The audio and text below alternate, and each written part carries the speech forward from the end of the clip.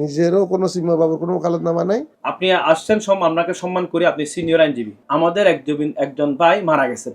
এই কথা বলার সাথে সাথে কোর্টে খুব হইচই শুরু হয়। আজকে মহানগর দায়রা জজ আদালত ভ্যাকেশন জাজ, উনি রেগুলার না এখন, ভ্যাকেশন জাজ। ওখানে আমারও একটা মামলা শুনানি ছিল, সেই জন্য আমি বেলা 11:15টার দিকে এজলাসে ঢুকে ওই যিনি চিন্ময় বাবুর পক্ষে ঢাকা থেকে একজন আইনজীবী এসেছে, ওনার নাম হলো রবীন্দ্র ঘোষ, সিনিয়র ম্যান, আমার চিটিয়াঙ্গেরই মানুষ, ঢাকায় প্র্যাকটিস করেন। ওনাকে দেখে আমি দাদা বলে সম্বোধন করলাম, কেন এসেছেন জিজ্ঞেস করলাম। বলে যে ভাই আমি চিন্ময় বাবুর পক্ষে মামলা মুভ করতে আসছি, এখানে চিটিয়াঙ্গে কেউ করে না নাকি, সেই জন্য। আমি বলছি ঠিক আছে আপনি করেন।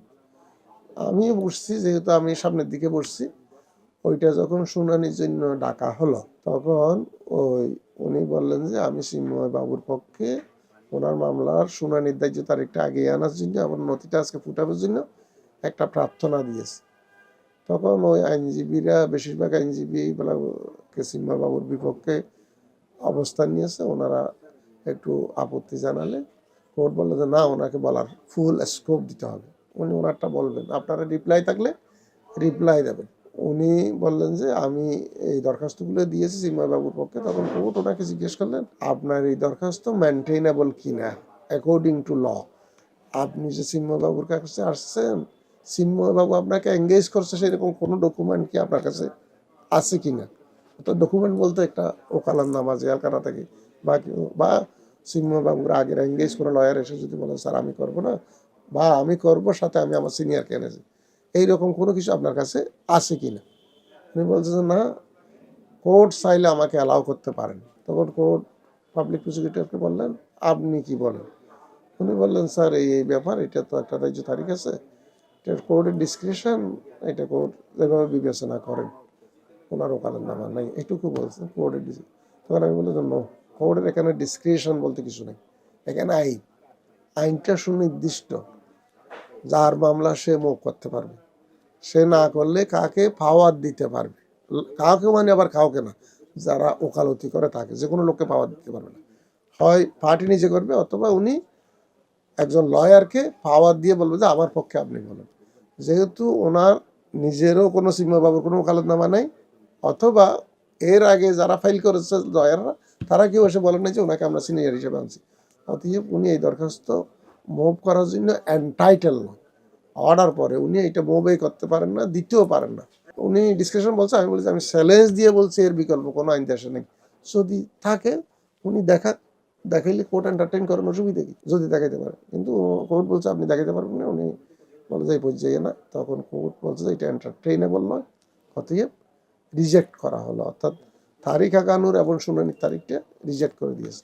মামলার মেরিটে না, মামলা ওইটা 2 তারিখ দায়িত্ব আছে, সেই দিন যদি কোনো লয়ার আসে চিন্ময় বাবুর থেকে, যদি ওকালতনামা নিয়ে পাওয়ার নিয়ে আসে, বা যিনি আজকে এসেছেন উনিও যদি আসেন, অবশ্যই শুনানি করতে পারবে।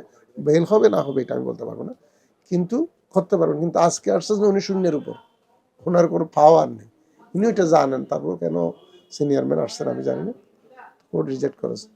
এই মামলার যিনি এঙ্গেজ লয়ার, তাদের বিরুদ্ধে মামলা আছে, তারা নিরাপত্তার কারণে আসতে পারছেন না, ওনাদের রিকোয়েস্ট উনি এসছেন।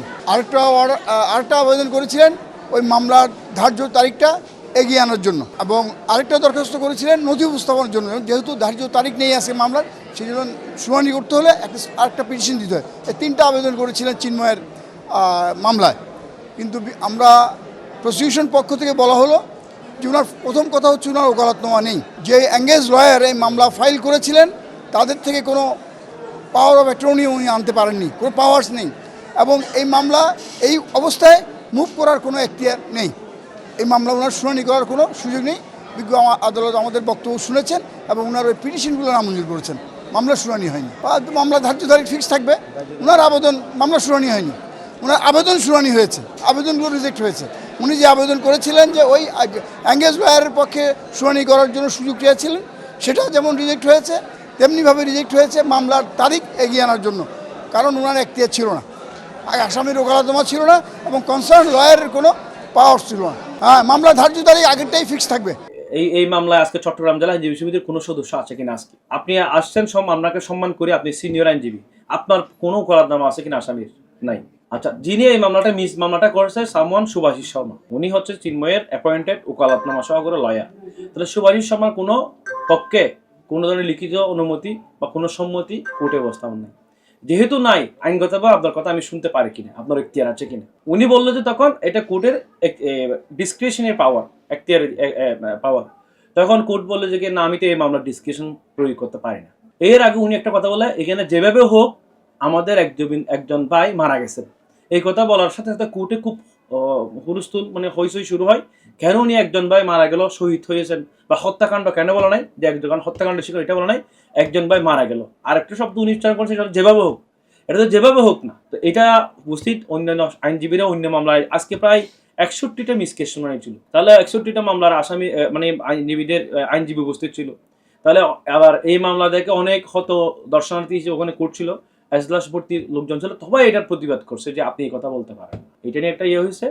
তো কোর্ট যেহেতু ওনার কোনো লোকাল স্ট্যান্ডই নেই, এই মামলার আসামি পক্ষে শুনানি করার আসামির কোনো ওকালতনামা নেই, চট্টগ্রাম বারের কোনো আইনজীবী নেই, এবং যে আইনজীবী এই মামলাটা পরিচালনা করছেন শুভাশিস শর্মা, ওনারও কোনো লিখিত সম্মতি বা ওনার কোনো উপস্থাপন নেই। সে কারণে কোর্ট এগুলা এই নট মেনটেনেবল বলে রিজেক্ট করে দিয়েছে। সাধারণত আমরা হয় কি, আমরা কোনো আইনজীবী যখন সিনিয়র আইনজীবী যখন আমরা আনি, তখন ওকালতনামা আমার, মামলা আমার, যে মামলাটা আমার শুনি, এই বাকি কথা আমার সিনিয়র অমুক বলে, আমরা এইভাবে সিনিয়রদেরকে আমাদের পাওয়ারটা ডেলিগেট করে দিই। উনি তখন আমাদের পক্ষে সিনিয়র হিসেবে কোর্টে কথা বলে। এটা হচ্ছে আমাদের বার কাউন্সিল নিয়ম। একটা মামলায় কথা বলবে একজনই, বাট ওনার পক্ষে আরো 10 জন কথা বলতে পারে, বাট ওনাকে তখন এটা পাওয়ারটা ডেলিগেট করতে হয়। তাহলে আজকে ওনাকে ডেলিগেট করার জন্য, রিপ্রেজেন্ট করার জন্য চিদম্বরে কোনো আইনজীবী নেই বা ওনার অ্যাপয়েন্টেড আইনজীবী নেই, যার কারণে এটা আনবুক রিজেক্ট হয়েছে, এবং আগামী 2 তারিখে এটা শুনানি।